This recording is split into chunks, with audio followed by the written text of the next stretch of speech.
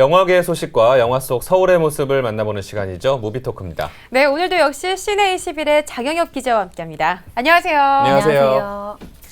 자, 이번 주 영화계 핫 이슈부터 살펴보겠습니다. 네, 오늘 뉴스는 다소 안타까운 소식인데요. 네. 제가 참 좋아하던 장소라 아쉽기도 합니다. 서울 종로구 소격동에 위치한 독립예술영화전용관 시네코드 선제가 11월 30일 폐관할 예정입니다. 네. 시네코드 선제는 국내 첫 독립예술영화 전용관인 동숭시네마테크를 전신으로 하는 역사적 공간이자 시네큐브 광화문, 아트하우스 모모, 아트나인과 함께 서울 시내 4대 독립예술영화 전용관으로 꼽히는 곳이기에 폐관 소식이 더 큰 아쉬움과 충격으로 다가왔는데요. 네. 시네코드 선제를 운영하는 영화사 진지는 아트선제센터의 리모델링과 계약 완료로 인해 극장의 영업을 중단하게 되었다고 밝혔습니다. 네, 시네코드 선제, 그러니까 4대 독립예술 영화 전용관 중에 한 곳이 사라진다고 하니까 네. 기자님을 비롯한 여러 영화 팬들에게는 정말 아쉬운 소식이 아닐 수 없을 것 같은데요. 잘 모르는 분들도 많이 계실 것 같아요. 이 시네코드 선제가 영화 팬들에게는 어떤 곳으로 남아있는 어떤 의미인지 좀 소개 좀 해주실 수 있을까요? 네, 이 시네코드 선제라는 극장은 아트선제센터 그 지하에 위치를 하고 있는데요. 네. 이 극장이 위치한 장소가 90년대 시네필들에게는 굉장히 상징적인 공간이었습니다. 영화는 보고 싶은 마음은 큰데 상영 공간이 여의치 않던 시절에 이 공간은 다양한 예술영화와 독립영화를 소개하는 창구가 되어 왔는데요. 네. 일례로 90년대 후반에는 독립영화인들의 중요한 영화 축제인 인디포럼 영화제가 여기서 열렸고 또 서울 독립영화제도 이곳에서 개최가 됐습니다. 그리고 2002년에는 한국 시네마테크 협의회가 처음 발족되었는데 고전 영화를 필름으로 상영하는 시네마테크 전용관인 서울 아트시네마의 개관이 바로 이곳에서 열렸었고요. 네. 네, 그리고 2005년 서울 아트시네마가 낙원동으로 자리를 옮기고 또 영화제들이 다른 곳으로 흩어졌지만 배급사 진진이 바로 이 자리에 독립예술영화관 시네코드 선제를 열어서 명맥을 유지했습니다. 네. 어떤 영화를 상영하는지도 중요하지만 또 그 영화를 보러 가는 길이나 당시의 느낌까지도 상당히 이제 영화 감상에 그 중요한 영향을 미치지 않나 이런 생각을 하는데요. 네, 그렇죠. 그런 점에서 그 소격동, 그 서태지 씨 그 분위기가. 가사에도 나오는 소담스러운 동네에 위치한 시네코드 선제는 수많은 독립예술영화 팬들에게 멋진 기억을 심어준 공간일 겁니다. 네, 네, 좋겠네요. 이 시네코드 선제라는 공간의 역사를 좀 들어보니까 전 아직 여기 한 번도 못 가봤거든요. 네, 저도요. 예, 없어지기 전에 꼭 한번 가봐야겠다라는 생각이 들긴 하는데 네. 아까 폐관의 이유로 리모델링하고 계약 만료를 드셨어요. 예. 그게 다인가요?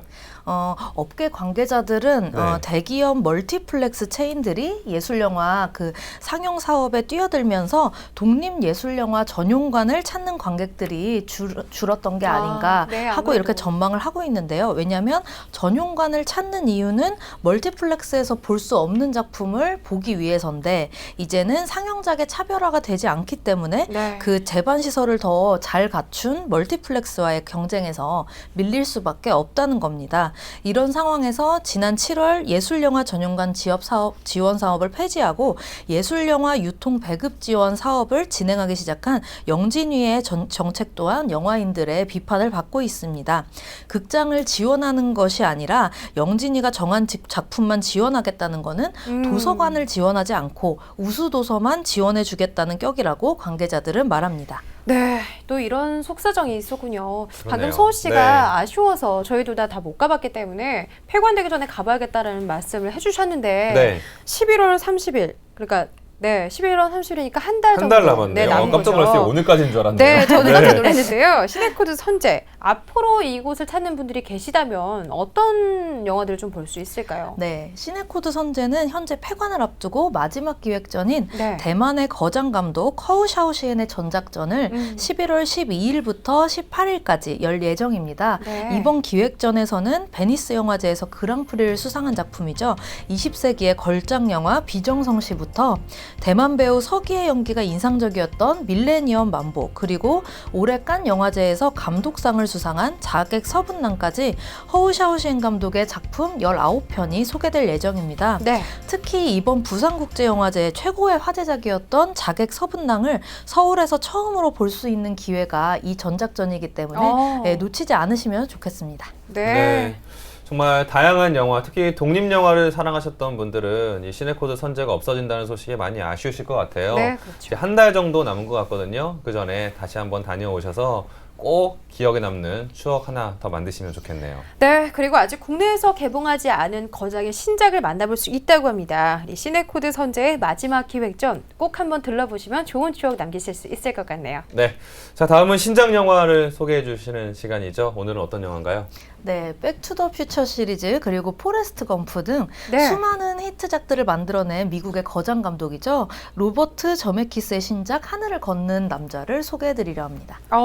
저 이 예고편 본 적이 있는데 네. 정말 너무너무 진지하게 격렬하게 아슬아슬했었어요. 네. 깜짝 놀라서 꼭 보고 싶다는 생각이 들었었는데 그런데 이 영화가 하늘을 걷는 남자 실화로부터 영감을 받은 영화라고 하던데 네, 사실인가요? 제가 맞게 알고 있나요? 맞습니다. 네, 맞고요. 하늘을 걷는 남자라는 제목처럼 말 네. 그대로 고층 건물과 건물 사이에 줄을 연결해 걸었던 남자 정말 필리프 아찔하네요. 푸티가 주인공입니다.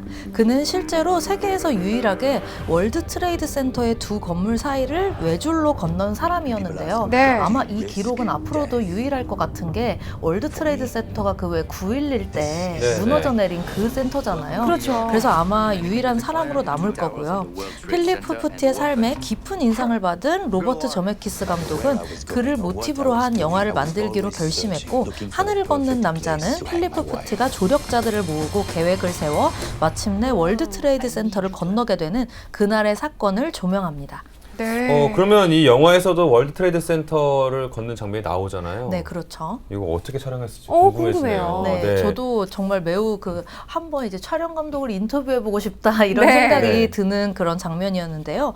필리프 푸티는 1974년 8월 7일 결국 쌍둥이 빌딩 사이에 매단 와이어에 40여 분 가까이 머물며 아찔한 퍼포먼스를 펼칩니다. 영화는 당시의 퍼포먼스를 20여 분에 압축해서 실제에 가깝게 보여주는데요. 네. 412m의 까마득한 상공 위에 첫 발을 내딛는 필리프의 모습을 카메라는 경외감을 담아 비춥니다. 월드 트레이드 센터의 아찔한 높이를 표현하기 위해 카메라가 아래에서 위로 또는 위에서 아래로 급상승하거나 급강하하는데요. 이럴 때마다 마치 살아있는 생명체와도 같은 월드 트레이드 센터의 위용을 보여줍니다. 그럴 때면은 이게 사실 4D 관람이 아니거든요. 네. 그런데 낙하기구에 마치 그 몸이 실린 것처럼 굉장히 그 중력에 보는 사람들이 반응하는 그런 경험을 하게 되는데요.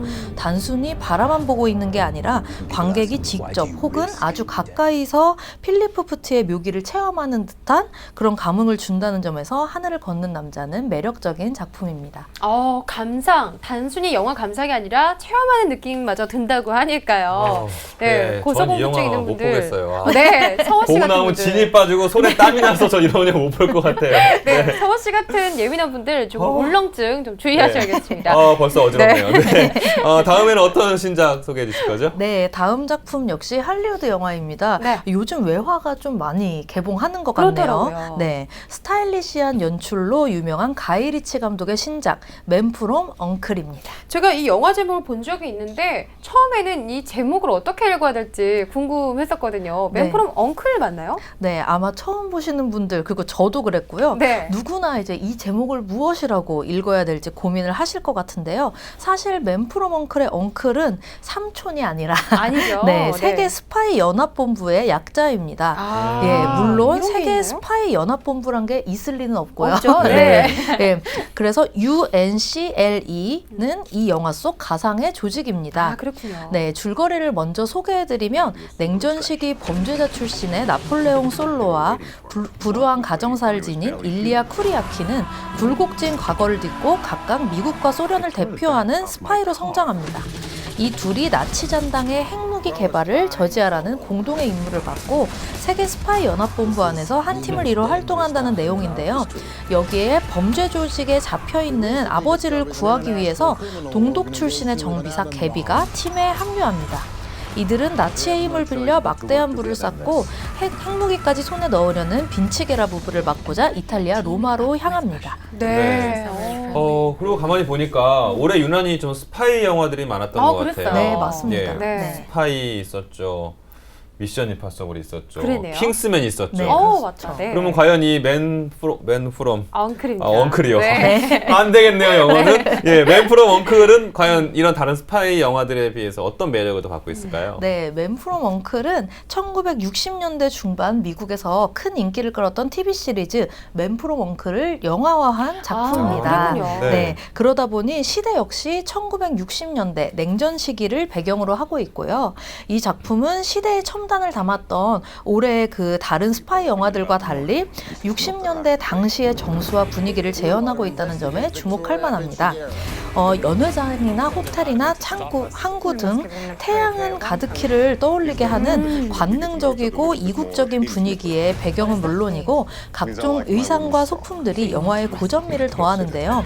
특히 60년대의 느낌을 고스란히 담은 음악에 맞춰 이뤄지는 추격신들이 꽤 강력한 감흥을 불러일으킵니다. 네, 말하자면 요즘 스파이 영화들의 뭔가 선배격되는 그런 영화인 셈인 거네요. 네. 이 과연 맨 프롬 언클의 나폴레옹과 일리아가 이 다른 영화 속 후배 스파이들에게 한 수 좀 가르쳐줄 수 있을지 기대해보면 좋겠습니다. 네. 네. 자, 다음은 영화가 사랑한 서울 시간입니다. 오늘은 어떤 영화에서 서울을 만나볼까요? 네, 아까 이제 시네코드 선제 그 네. 소식을 전해드리면서요. 이 영화관을 찾을 때마다 너무도 당연스럽게 걸어가고 했던 그 근처 길을 떠올렸는데요. 바로 인사동 스캔들의 인사동입니다. 인사동. 아까 말씀해주셨던 시네코드 선재가 소격동이잖아요. 네네. 네네. 인사동 얼마 멀지 않은 거리에 있는데 인사동 스캔들 개봉한 지 좀 됐어요. 네, 그렇죠. 줄거리 좀 소개 좀 해주세요. 네, 인사동 스캔들은 2009년에 개봉한 박희곤 감독의 작품입니다. 국내 최대 갤러리 비문을 운영하는 배태진, 엄정화 씨가 연기하는 그 태진은 원하는 건 제 손에 넣어야 직성이 풀리는 성격의 소유자인데요. 네. 조선시대 그 궁중화원 안견의 벽안도를 일본에서 입수한 배태진은 신의 손이라 불리는 보건기술자 이강준, 김래원 씨가 연기하는 이강준을 불러드립니다. 보건가로 이름을 날리던 이강준은 한때 배태진이 주도한 밀반입 사건에 휘말려 곤욕을 치른 적이 있는 인물인데요. 네. 벽안도가 복원에 성공할 경우 경매시장에서 400억 원을 호가할 거라는 말에 태진은 이제 강준을 설득합니다. 이후 전설의 그림 벽안도를 차지하기 위한 암투가 시작됩니다. 네. 사실 이렇게 뭐 미술계 뭐 갤러리 나오고 이러면 되게 품격 있고 우아하고 뭐 이런 영화일 것 같은데 네. 인사동 스캔들은 그 이면에 있는 암투를 그린 영화잖아요. 그랬었어요. 네. 제목부터 인사동 스캔들이니까 인사동이 많이 나오겠죠? 그렇겠죠? 네, 네. 그렇습니다. 네, 인사동 스캔들의 오프닝 씬을 보시면요, 무언가를 잔뜩 실은 차들이 모든 영업이 끝나고 적막한 인사동의 밤거리로 하나둘씩 들어오는 장면을 볼 수 있는데요. 이게 바로 이 영화를 상징적으로 보여주는 장면이 아닌가 싶습니다. 네. 영화에 보면 이런 대사가 등장하는데요. 붓이 칼이 되고 혀가 칼이 되고 돈이 칼이 되는 곳이 인사동이다. 네, 이처럼 대한민국 미술의 중심지인 인사동 이면에 존재하는 미술계를 둘러싼 이들의 욕망을 상징적으로 나타내는 공간이 바로 인사동이라고 할 수 있겠습니다. 네, 그렇군요. 네. 그런데 기자님, 인사동에 가보면요, 정말 네. 아기자기하게 볼 수 있는 공간들이 정말 많아요. 너무 많죠. 네. 네. 과연 이 중에서 어느 곳이 인사동 스캔들 속에 등장을 했을까요? 네, 특히 인사동 스캔들이 주목하는 공간은 쌈짓길인데요. 네. 쌈질한 주머니를 뜻하는 순우리말입니다. 네, 맞아요. 네, 그래서 쌈짓길은 쌈지 뒤에 길을 붙여서 인사동 골목에 여러 문화적 재미 요소를 더한다는 뜻을 지닌 인사동의 명소입니다. 영화인들의 말을 들어보면 인사동에서 촬영이 힘든 이유가 각각의 가게가 너무 작기 때문에 촬영할 공간이 안 나온다는, 그래서 힘들다는 말을 많이 하거든요. 네. 그런데 이 쌈짓길의 경우 4층 전체가 하나의 골목으로 연결되어 있고 또 1200여 평의 부지에 마른 목골에 마당을 둘러싼 형태로 되어 있기 때문에 촬영이 훨씬 수월했던 것 같습니다. 네. 길이 여러 갈래로 나 있기 때문에 영화를 보시면 쌈짓길 마당에서 공연이 열리고 또 관객들이 그 공연을 구경하는 가운데 어떤 골목에서는 형사들이 얘기를 나누고 있고 또 어떤 골목에서는 강준과 함께 그 사기극에 가담하는 이들이 나타나기도 하는데요. 이 공간의 복합적인 특성을 잘 살린 촬영이 아니었나 싶습니다. 네, 저 쌈짓길이 사진을 어떻게 찍어도 다 예쁘게 나오거든요. 맞아요. 예, 네. 다들 한번 찍어 보셨나 정말 보죠? 명소예요. 네. 예, 정말 잘 나오거든요. 근데 네. 역시 영화 속에서도 공간이 너무나 예쁘게 그려져 있습니다. 네. 예, 인사동 스캔들이라는 영화에서 오늘 쌈짓길 같이 찾아봤습니다. 네, 오늘의 영화 소식은 여기까지 들어보겠습니다. 지금까지 시내21의 장영엽 기자와 함께했습니다. 기자님 고맙습니다. 고맙습니다. 고맙습니다.